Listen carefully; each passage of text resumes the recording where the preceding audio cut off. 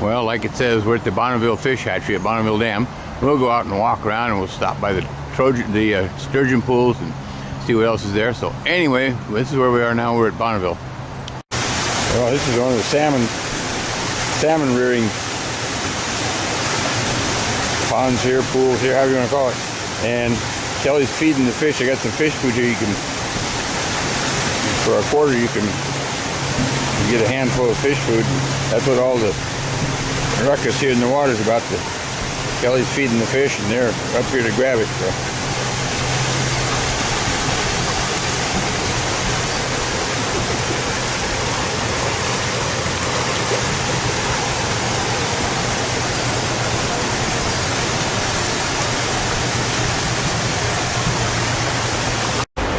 Well, this is a sturgeon center, viewing and interpretive center.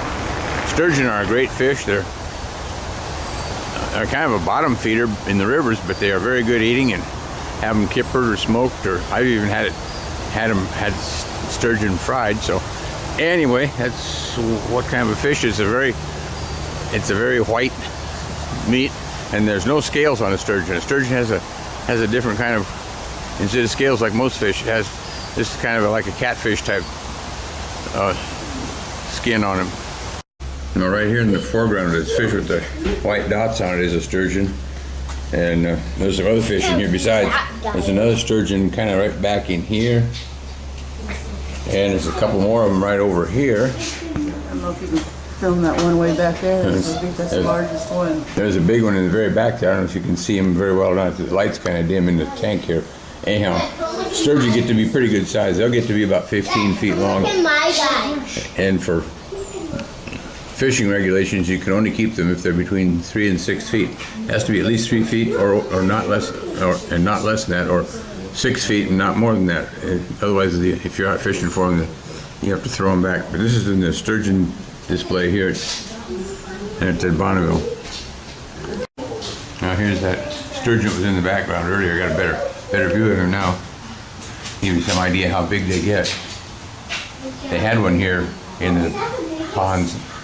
It was like about 14 feet long, and they figured the fish was 60 or 70 years old. Somebody took it home, and somebody stole the fish out of the display, and it went home probably to somebody's fry pan.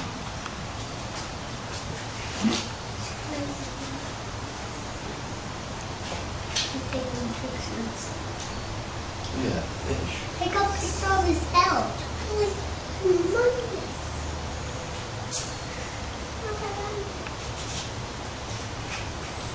And this fish here is a trout.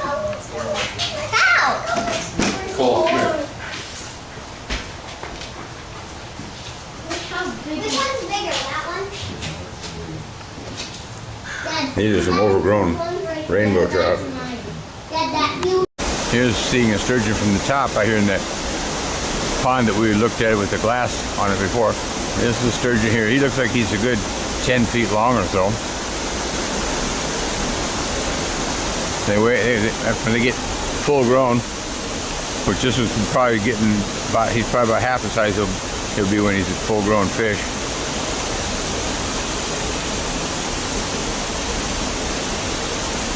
This is that one we just looked at from up above the water. We got him down here below the water now in these windows where he's in the visitor center here.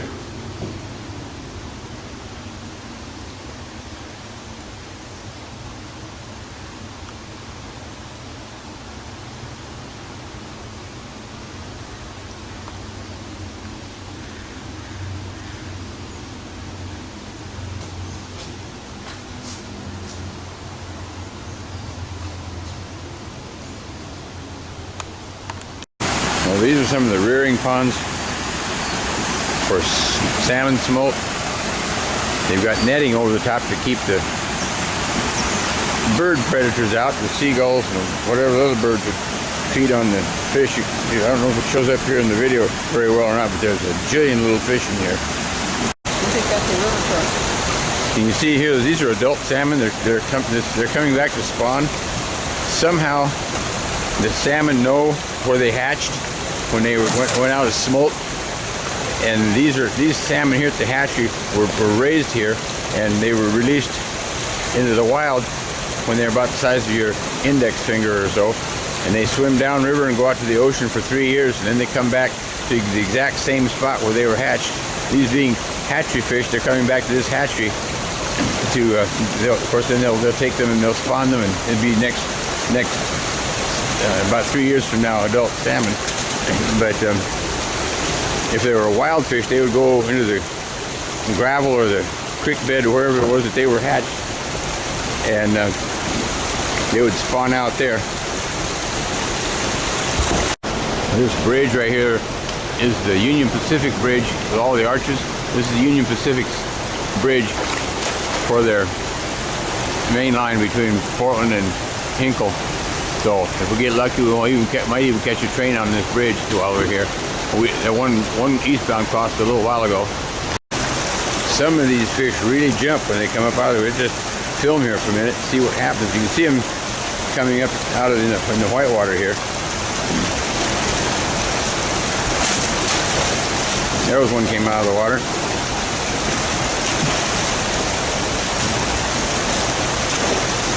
They're trying to get past that dam to get into that pond where they came from. Wow, gee, they got about 4 feet out of the water.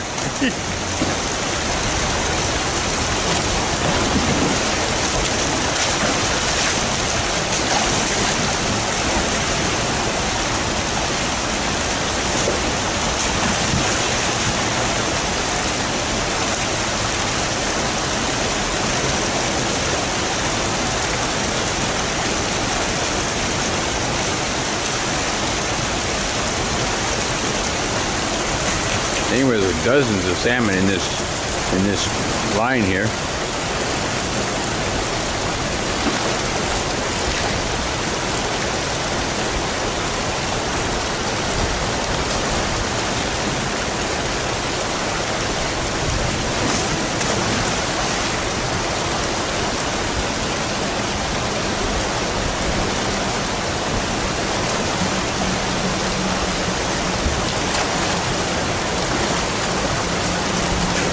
I didn't know salmon could jump that high.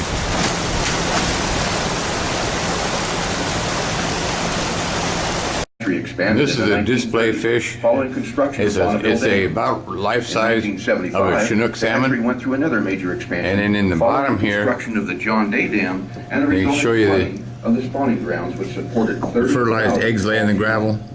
Bonneville And then they raises upriver, right fall start developing. They hatch in 70 days. The map at the entrance to the hatchery will help you locate areas of interest. You notice they have a yolk sac on them. Maps located And on the they hatchery. swim Behind the gift shop. about 125 The other days. is just outside the spawning building entrance. And then While you're here, it takes them almost a observe year all signs for your to get to be the size of your convenience, index there are finger. fish stencils painted on the pathways. These Which is this stencils fish here will is show you where to go to see the most popular going to be attractions about this here at Bonneville Fish Hatchery. age where they would be released into the Please river. feel free to visit the Bonneville